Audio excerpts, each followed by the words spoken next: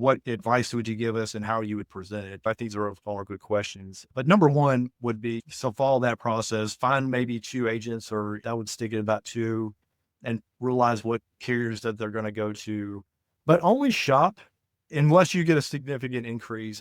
Welcome to the RAL Room Assisted Living Podcast with your hosts, Charlie Cameron and Alex Schlow. This is your go-to show for cutting-edge insights from industry leaders in residential assisted living. Whether you're ready to launch your own assisted living business or looking to invest in this fast-growing, high-impact sector, we are here to equip you with the tools, strategies, and confidence you need to succeed. Get ready to ride the silver tsunami and change the future of senior care. Now on to today's show. Welcome back to the RAL Room Podcast. I'm your host, Charlie Cameron, and today's episode, I am excited to introduce Mr. Jason Moody, a Marine Corps veteran, fellow veteran who just finished up with the reserves. Accurate statement? Almost. I'll be done in December. So 27 years in December. Yeah. So wrapping up his military service in the reserves as well, which I'm also a part of. And really excited to have you on today, Jason Moody. Excited to be here. I'm excited also that you didn't kick me out because I'm a Marine. So appreciate that. We'll get to crayons and stuff later. Yeah. Jason, for the listeners, we're having another kind of unique episode here. Jason is a insurance agent and he specializes in assisted living. And so we brought him into the RAL Room to talk to our members and give them kind of the rundown on everything relating to insurance. Because of course, this business there's a lot going on. There's people's lives at stake.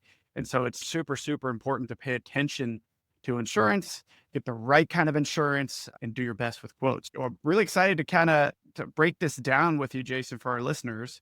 Why don't you give us your spiel on who you are and your background and how you got into insurance specifically for assisted living? Yeah, absolutely. And excited to be here. Yeah, I've listened to a couple of your podcasts and I'm ready to invest and start a couple of my own when I start listening to all these guys and some of the people that you have on and how they expand. I think it's really interesting. Yeah, a little bit different format today. I'm sure, I don't know how many listeners you're going to get when they hear insurance, and they'll probably tune out, but we're trying to make it as easy as possible. Yeah, I've been in the insurance world for over 20 years. I've done different things in the insurance industry, from working on the carrier side with companies to working with large aggregators of insurance pools of agents. And then recently, probably the last 7 years of being on the retail side of selling. Love it. Been doing it for 7 years, and probably about year one of into the business of producing and going out working face to face with clients and different type of businesses was introduced by the healthcare CEO. He was a neighbor and was like, "Hey man, like we've got a facility that needs some help. Can you help them?" And I'm like, "Yeah, sure." And just ended up working with them. And I really enjoyed working with that industry and I kind of look at it from like a military background of leadership is huge in the military. And when I look at an administrator or an owner operator, you have to have leadership skills to do this job. And because you're really managing your patients or your residents, right? You're working with those people, you're working with staff all the way from directors of nursing, all the way down to the cleaning staff, and being able to communicate with them people, and then also their families, right? There's so many different aspects of that job. It's tough, and I feel for any owner operator or administrator that are out there. But yeah, that was the first one that I did, and I really enjoyed working with the community. And so then I just started, reaching out to other ones and word of mouth. And so probably about, I'd say 80% of my clients are assisted living to skilled nursing facilities. Wow. And then the rest of them I also do some medical malpractice for physicians and some doctor groups, physician groups, drug rehab, and I'll do a little bit of some nonprofits, but if they have a professional liability exposure like sexual abuse or something like that. That's really where I tend to spend all my time with my type of prospects and clients. Wow. 80% on assisted living. So we got the right guy on the podcast to talk about assisted living insurance. That's for sure. Okay, so why don't we just dig into some of the nitty gritty, starting with, for someone brand new to residential style assisted living, what kind of coverage do they absolutely need to have before opening? Yeah, so I'm going to speak really on, I guess, the owner operator. And I know a lot of people that you bring on they just own the space, right? It's residential rental property for them, and they just happen to rent to assisted living. So I'm really more speaking to the owner operator, the administrator, of what they're looking for. So in that role, what I feel like is your number one lot or coverage that you're going to want and need is that professional liability kind of malpractice policy. And that is going to cover any of the residents within your space, right? The big ones, and I can queue up this little slideshow here, but what you're looking for is coverage for the big things that would happen in an assisted living, and that's falls, that's elopement, that's bed sores, that's mistreatment, that's abuse. So those are the type of things that would happen in your facility that you want to make sure you're being covered for. You have everybody under your care, anything that goes wrong with them, that's when that professional liability policy is going to kick in. And typically on those type of policies, the general liability is included. And so that is more for if the family members are coming on the floor to see somebody, and let's just say, just like in a grocery store, you trip and fall, that's where the general liability piece is going to kick in. But the really big one is the professional, and that's what you got to protect. And then it goes into all the other coverages that you want to look at. You got employees, so you need workers' compensation. You've got property, right? You got stuff inside the building. And if you are renting, then you still need to have some property inside if something were to go wrong. They need to get that covered. And of course, the workers' comp I mentioned. But then one that I'm really starting to see, and this is one that's not out there a lot, is called EPLI, so Employment Practices Liability Insurance. A lot of the claims I'm seeing currently are coming from that side of it. And that's where if you were to let an employee go and they say, hey, I was discriminated against here, they didn't pay me on my last paycheck, or something goes wrong where you let somebody go, we're starting to see a lot of lawsuits come in from that. So that's interesting. Yeah. And what is that called again? It's called EPLI, Employment Practices Liability Insurance. Huh. Okay. And so definitely focus on that one. Yeah. Yeah, that's an interesting one. And you're seeing a big uptick in claims on that. Yeah. That's where assisted living, again, where your biggest exposure is going to be that professional liability, falls. It's going to be a big one. Elopement, and I've heard on your podcast, you guys have talked about it before. Of if you're working with a memory care and type patient, of what control measures do you have to make sure somebody just doesn't walk out in traffic? But that can happen. But again, some of the ones that we're starting to see more frequent are the EPLI claims that are covered in. And property coverage, right? Property coverage, yep. So two ways to look at that. If you're an owner-operator and you own the building, right? So you're going to want, obviously, coverage on the building itself because you own it. And then you'll have coverage that is all the stuff inside, your beds, your kitchen stuff, all the things, right? That's called business personal property. But if you are just an owner of the building, of course, you'll have coverage on your building. You're just as normal, like you're renting your tenant, so to speak, is running this business out of it. So you want to make sure that you're covering the building itself. And then that owner operator of the actual business is just really covering the inside stuff. And that's what they're looking for. Okay. And sometimes I've got a lot of my clients take on both roles. So they'll have a different LLC that is owning the properties, and they've got some other properties, and they're just including that one, and that's on a separate policy. And then they have the assisted living policy, and that LLC is covering the business aspect and then the personal property inside. Yeah, and that's a good way to do it for multiple reasons: tax, liability. There's a lot of different reasons you would want to do that.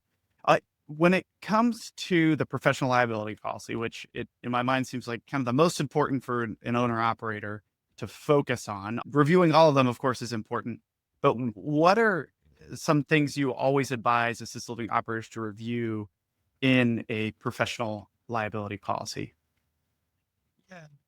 And that's when you look at insurance, a lot of people say, hey, when we look at apples to apples, and no two policies, especially on this side of the business, is ever the same. And it's a pretty business, right? Insurance companies love small Main Street business. You got a barber shop, you got this, it's easy and there's not a lot of exposure, but assisted living it's tough. And number one, are you looking at an occurrence-based policy, or you're looking at a claims-made policy? And probably, I want to say 95% of all policies that you're going to get nowadays is going to be a claims-made policy. And and we can have a whole show on that, but I do just want to point out a couple of key factors on that. So when you're looking at a claims-made policy, but because the majority of what you're going to be looking for, but when you get that claims-made policy, a few things you want to definitely look at. And number one is called a claims trigger. So when you're reviewing a policy, you want to ask that agent you're working with, is this an incident demand, or is it a claim or the written demand policy? And the reason why you want to know that is when you go to shop the next year or 5 years from now, that new carrier that's going to come in and look at that policy and hopefully give you a rate. If you're coming from a written demand policy, they're going to have some problems with it. And they may want you to have tail insurance before they'll pick up a new policy. And the reason why and what that means is on an incident demand or incident trigger, what happens is, hey, Mrs. Jones falls down. We contact the insurance company, say, hey, she just had a fall. Nothing to be alarmed about, but she did have a fall. And so that new carrier that's coming in to look, that's going to be on a loss run that it was a possible claim, right? So the new carrier knows about it, depending on, are they going to pick that up on a retro date, or is that other carrier going to take care of it if it were to come into a claim? That all gets a little tricky, but at least everybody knows about it. Written demand is going to be where you're going to call that same insurance company and they're going to say, we don't really want to know right now. Just let us know if a lawyer gets involved. So when you go on to that new policy, they don't know about Mrs. Jones falling, and that could be an issue down the line. So that's a big one right there. Sublimits. This is one that I always highly recommend people look at. So, you're going to see a typical limit of $1 million, which is great. But some carriers, what they'll do is they'll say, we're going to sublimit out the big four, as I call it, like sexual abuse, elopement, falls, bed sores. They may put a cap on that of maybe $100,000. So is it a bad thing? It's if you're looking at pure cost premium and it's a good cost, hey, that's great. But just know that those are your big four most likely things that you're going to have a claim for. Average cost on all four of those are in the $200,000 to $300,000 range. You may be capped at $100,000. So something to be aware of. If you've got a policy as neck and premium, or maybe a little bit more expensive, but they're doing the sublimits, you want to definitely look at that. The other thing I really always encourage people to look at is defense cost. So if you'll see where it'll say inside the limit or outside the limit defense costs, we had Mrs. Jones Field. She's got a lawyer. The legal fees are $100,000 on it. Inside the limit legal or defense cost. You have that $1 million limit. Now you have 900,000 because 100 of it went to legal fees. Again, not the end of the world, but you just want to make sure that, hey, these are things I'm tracking. Yeah. Defense costs and that claims trigger are pretty huge, I think. Man, that's good stuff. Definitely, we'll be digging into that a lot more here soon as we start our development here in Virginia. Yeah, okay. So there's quite a lot to think about in insurance. And I think people are just like, oh yeah, if I just get the policy, I'm covered. And I've been guilty of it many times. And it's just not true. You really have to look at the details and understand what's most likely to happen in terms of claims. Are you really covered, or are you going to need to expect to come out of pocket, or do you need a better policy so that you're not coming out of pocket? And of course, that's going to come with a different cost, but it's a risk versus reward thing, of course, right? You might want a more expensive policy that makes sure that everything is covered, because inevitably Miss Jones is going to fall. At some point in time. It may not be this year, it may not be next year, but it's just the nature of the business is that is going to happen at some point. In an optimal world, the families would understand and it would be nobody's fault. And yes, you wouldn't get sued, but guess what? We are in an environment where people sue for anything these days, and you need to make sure that your butt is covered. And so I hope that a lot of people are listening to this episode, because it might be the most important one on the show so far in terms of protecting yourself. This is a real people business. People's lives are at stake, and you need to just make sure that you're covered too. You never know. I've worked with so many facilities and they'll say, hey, this resident is great. They love us. We've had such a good relationship. The family comes in weekly. They talk just so many great things about our facility for years and years. And then you're right, people fall. It happens, and you try to have all the measures in place, but it does happen. And a family member that may not be super involved hears about it, and then they go down that road. And I've seen it happen so many times. And again, the administrator owners are like, man, we've had such a good relationship with these people, but it was the uncle who lives 3 states over, or it was the brother that hasn't been involved in any of the care plans, have not participated in any of the phone calls or anything. And that happens. Yeah, we live in a crazy time. And it's best that even if you do all the things right, you better still protect yourself, right? Yeah.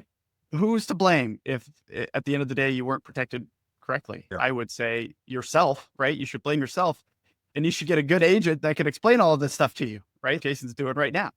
Yeah, I want to tell people the commercial insurance is interesting because you have Some people are just, hey, I insure anything that walks in the door, which is perfectly fine. And then you have, think about it as a physician, right? Some people are internal medicine and family practice, and then some people are surgeons or dermatologists. Like you have a specialization that you go after. And it's the same thing with insurance.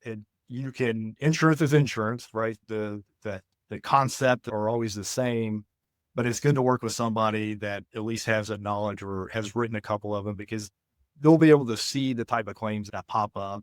They'll know the market. They'll know exactly who to go to. And traditionally, if you write enough of them, you'll have a good relationship with the underwriter.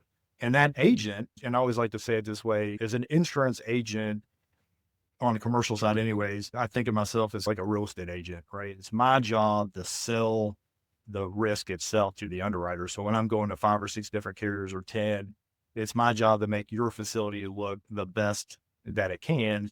And so I always tell people, if you can write me a letter of all the things that you do that are different from the facility down the street, if you do have claims, tell me what happened and then show me the policy that you have in place now that shows that you're never going to do that again. Because claims they're going to happen, but if you can show documentation of, hey, we understand that this was a problem, this is what we've done, and I can submit that on your behalf, that does wonders. And underwriters like that. They like to have a little bit of a personal touch with the risk that they're going to write.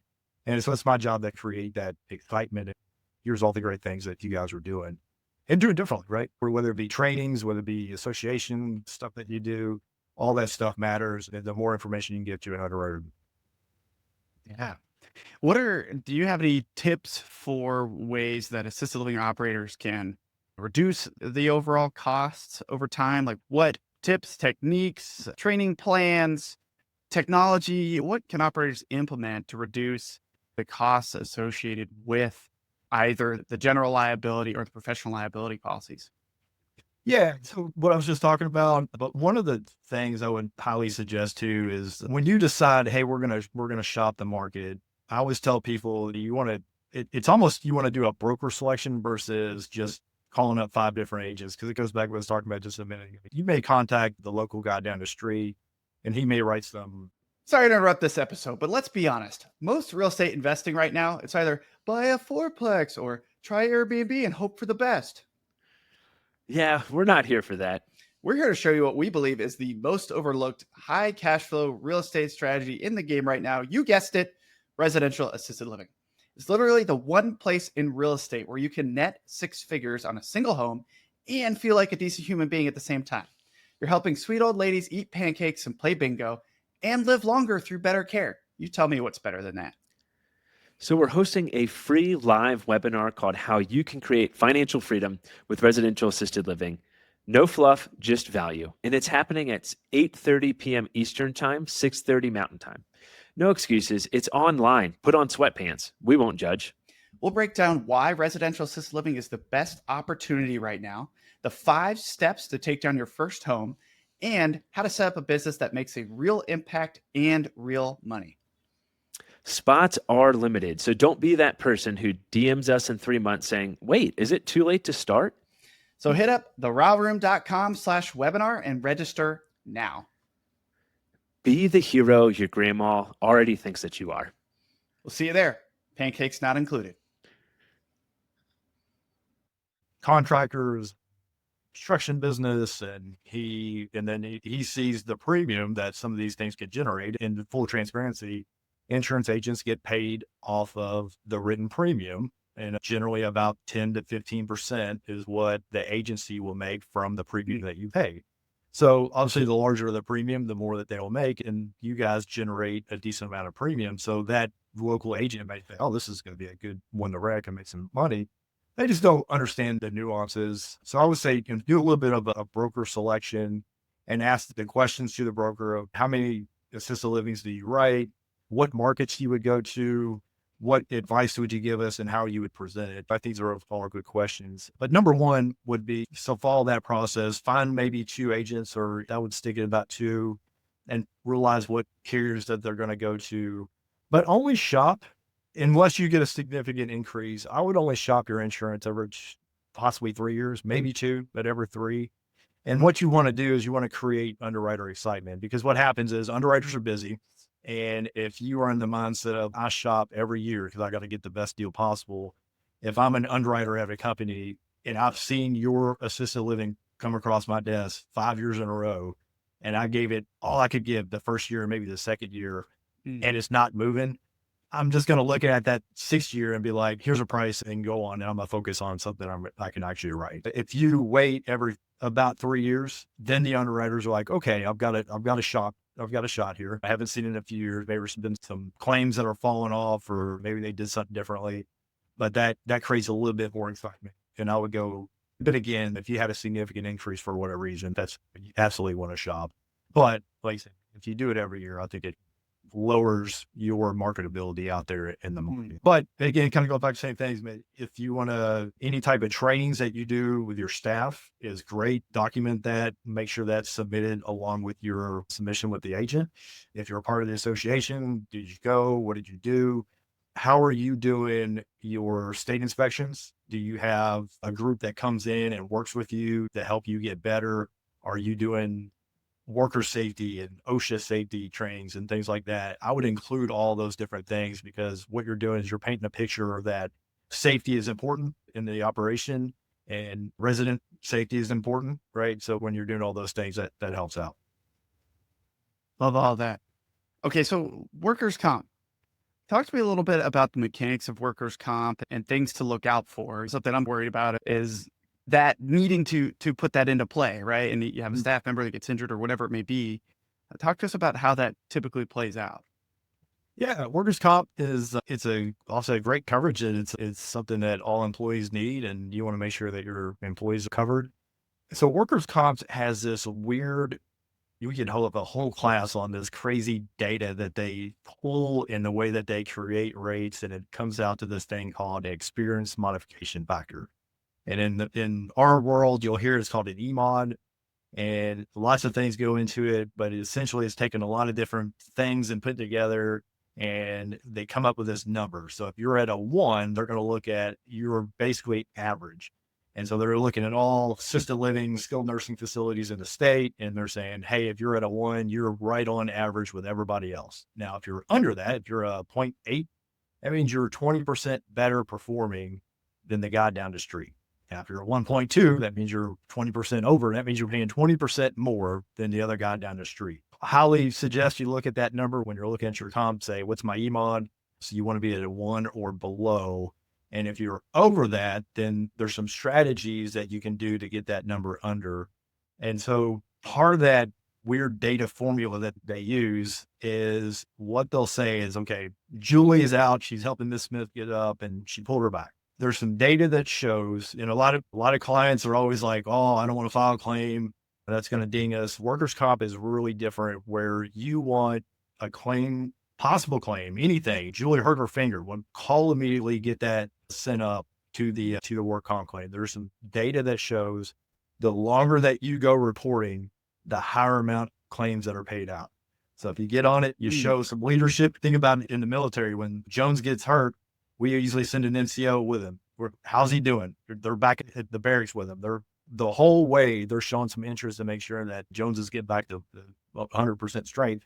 Same thing with our worker. We want to make sure that Julie is getting everything she can, because if Julie goes home and she's sitting on the couch and she doesn't hear from you, all of a sudden now Julie feels alone and she's watching soap operas. And then guess what? The lawyer's talking to her. Did you get hurt at work?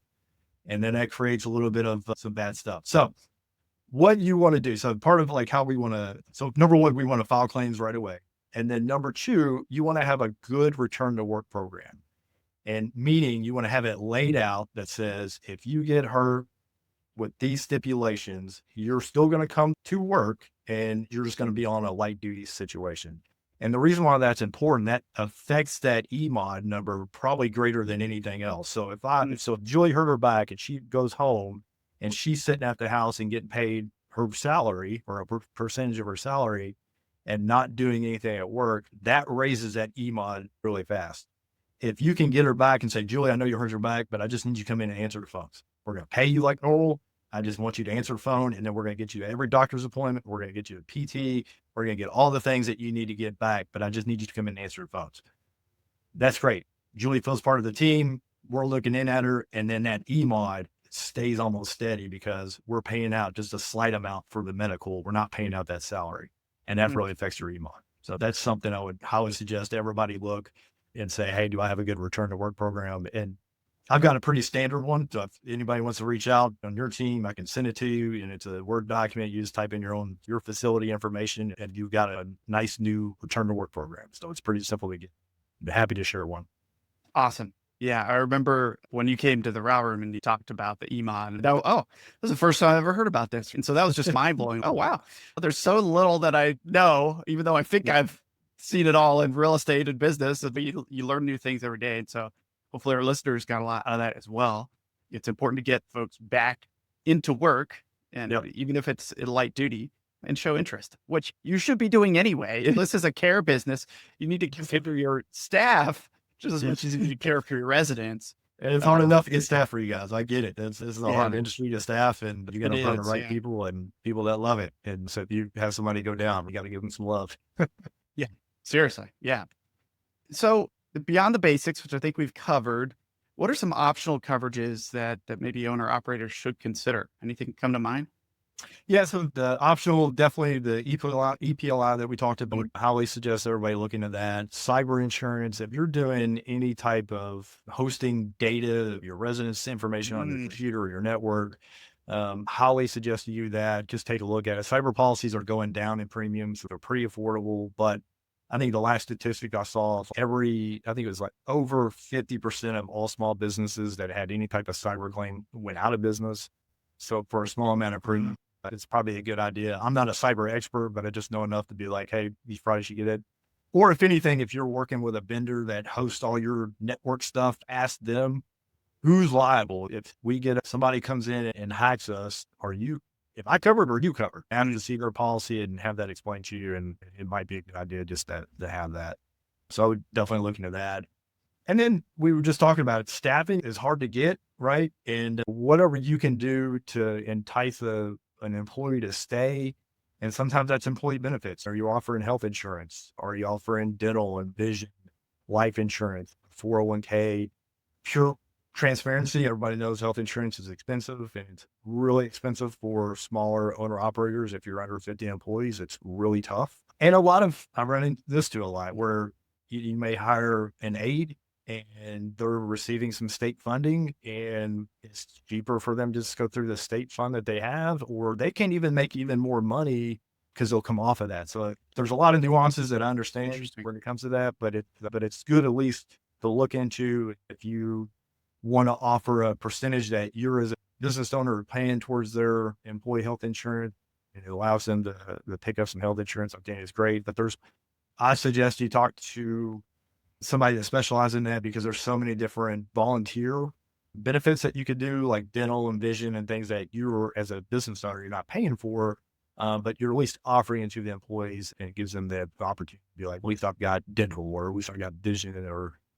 short-term disability. A lot of times those policies are pretty cheap if you get a group plan, and, may come in to help your employees. So I know it's tough out there, but if you're looking at an aide or a CNA, you're saying, hey, I can pay you X amount, and the big shop down the street is paying $2 more. I can offer you this on top of that, and that's going to help out. Any little thing you could do, I think, would help, because it is tough to find staffing in the industry. Is that something you and your team can help with, is health insurance and disability insurance? We do.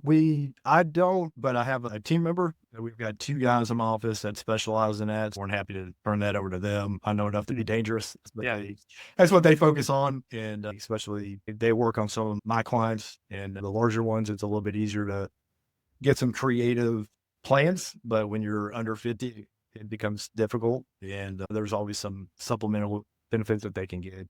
And some of the guys on my team work with some of my clients on those. Okay. Man, we've covered a lot. Are there any big items that you want to touch on that we haven't hit? I think that's it. The big things on the professional liability, always, if you just to recap that, always try to run down and look at what type of trigger it is, look at the sublimits, look at your deductible. And another big piece on that too, what type of consent to settle. Some people have heard of the hammer clause. You want to make sure you're looking at that too. That can be important to an owner operator. Just some people they don't want a bad press release on their facility. They want to keep fighting and things like that. Just understand how that works too. So there's so many different nuances on that professional liability policy. And it's a medical malpractice policy, and you want to make sure that you have somebody explain it to you. And really, if you have two different agents that are coming to propose to you, make sure you're asking the same questions of both and articulate, hey, my policy's got this, but it doesn't have that. And so at least you know when you go forward. Okay. If you can answer this question, what's the most outrageous claim you've seen in senior care? Funny enough, we were talking before this started. I just came from a facility a couple hours away, and they are working on a claim right now. The director of nursing brought in her dog, and it was going through some training, and it bit basically the nose off of one of the residents. So they are, obviously, it's probably going to be a pretty large claim. We're working through that right now. And just like I mentioned earlier, I'm not just saying these things to say these things, but I told the director of nursing, and I told the administrator, and I told the CFO, I said, I need give me a good write-up of what happened. And then I need you all to create a policy. You're never going to do it. We're not going to bring pets on the floor. And I know, I work in this industry. My mom is at a skilled nursing facility. I just saw her last Sunday. She loves when they bring in, there's one nurse that brings a dog in, and she says, I steal the dog for 2 hours. I don't care what anybody else wants with him. I steal. And I'm like, I know that's a big deal in some of these homes, but for whatever reason that can go wrong.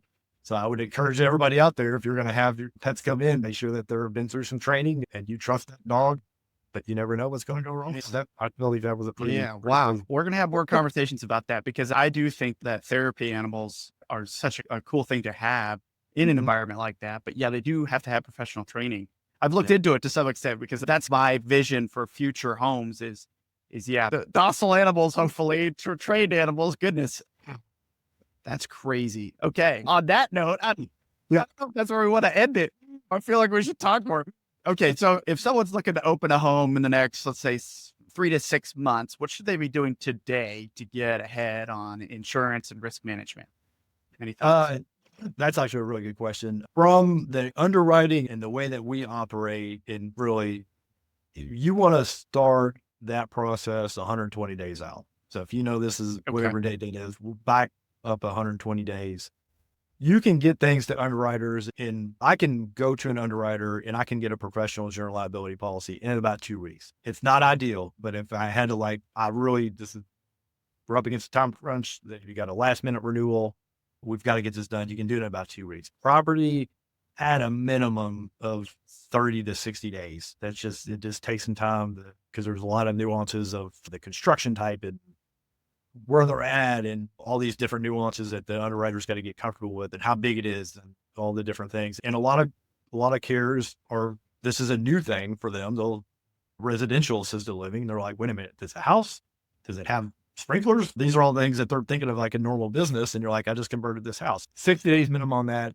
But again, if you start 120 days out, that allows all the underwriters to get those submissions in plenty of time. They've got plenty of time to review them. They may want some supplemental applications and different things. There's a lot of back and forth. So if you can start 120 days out, that is the idea. And that really goes for current people as well. So if you're thinking, hey, we make a change this year, we want to talk to other agents, I would start absolutely 120 days out and start getting that feeler out there. Because if you wait until 30 days out, underwriters, they're busy people. They're going to look at that submission and go, I got too much stuff on my desk right now. I'm not going to give it the time and attention that it needs. Right. That's a great takeaway. 120 days, everybody. That's what you need. All right, Jason, where can our listeners go to connect with you and get help protecting their assisted living business? I'm happy to help in any way, and always happy to review policies for people, just to give you my hot take on where you're at, do a little bit of benchmarking of rates and give you an idea like where I feel if you're overpaying or underpaying. Then always do a good review of the policy, and even if you don't go through me, you just want a second opinion, more than happy to do that. But we're Insuring Insurance Services out of Charleston, West Virginia. We write in all 50 states. And from our website there, and you can find me on LinkedIn, Jason Brian Moody, and Charlottesville, West Virginia. You can find me there too. And sure, you got my email address and all that stuff you'll share. But Perfect. Yeah. or give me a phone call either one. We'll add to the show notes. And of course, our members know how to get a hold of you because we've got all your info in the RAL Room. And Jason, this has been awesome, man. I hope people realize just how valuable this episode is in terms of saving them a lot of heartache and money in the long run. And yeah, we look forward to having you back on here in a little bit and chatting with you about our upcoming project. So excited about that. It's been fun. I appreciate you having me. Thank you. Cheers. Thank you for tuning in to the RAL Room Assisted Living Podcast. We hope you found today's episode insightful. If you enjoyed it, make sure to leave us a rating 5-star review. And a quick review helps more listeners find the show and more seniors get the exceptional care they deserve. And don't forget to subscribe so you never miss an episode. And just so you know, we have prepared some free resources for you to help you succeed in residential assisted living in addition to this podcast. Head over to theralroom.com, that is the RAL room.com, to download our free 10-step guide to launch your first or next residential assisted living homes, or our 10 reasons to passively invest in residential assisted living ebooks. And if you're ready to take the next step and make real moves in the RAL industry, join us in the RAL Room Mastermind. It is an exclusive community where we deep dive into everything you need to launch and grow your own residential assisted living business. You'll get access to recorded courses, live calls with industry experts, a RAL calculator, resources and tools, like-minded entrepreneurs, funding opportunities, and an expert networking community to help you along your journey. Be sure to join us next time on the RAL Room Podcast as we continue to explore the world of residential assisted living with more great guests. See you then.